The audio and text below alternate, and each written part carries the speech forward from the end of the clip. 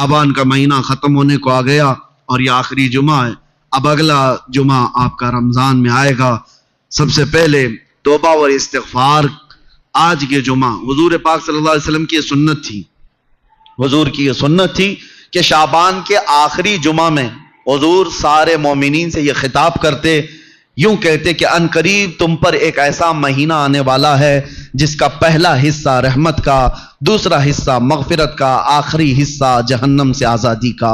हुज़ूर रमज़ान के मुतालिक इस जुमा में बयान फरमाते, और इसलिए मैं आपको उस सुन्नत पर अमल करते हुए अर्ज करता हूं, उस अजीम मेहमान के आने से पहले अपने घर बार को सही कर लो। तैयारियां ऐसी करो जैसे किसी मेहमान का इस्तकबाल हो।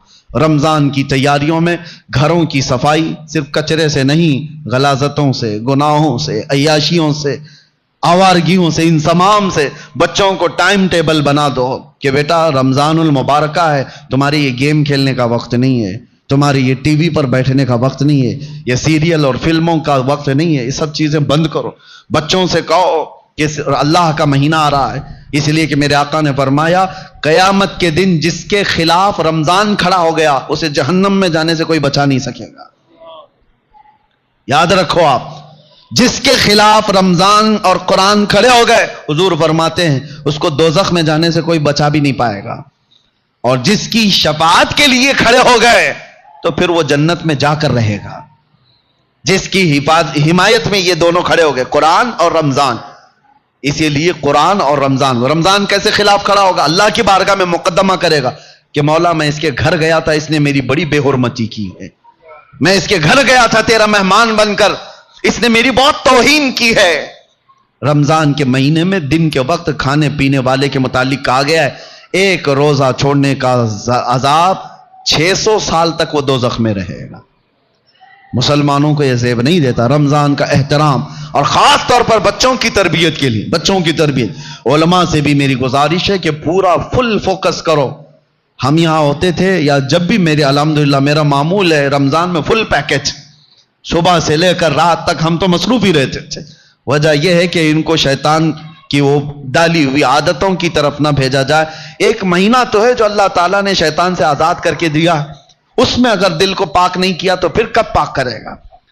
बच्चों को खास तौर पर एक चीज की तरफ ले आओ, इनके ये मोबाइल की दुनिया। बहुत सारे माँ बाप, कल मैं आपको देख रहा हूं, माँ बाप हमसे कह रहे हैं कि हमारी बात से अब बच्चे मानते नहीं, डर लग रहा है इनको बोलेंगे तो उलट पलट कर देंगे, मार पीट करने लग जाएंगे। आज ये नौबत आ गई माँ बाप की कि तुम बच्चों को रोक नहीं सकते, इनके हाथ से मोबाइल नहीं ले सकते।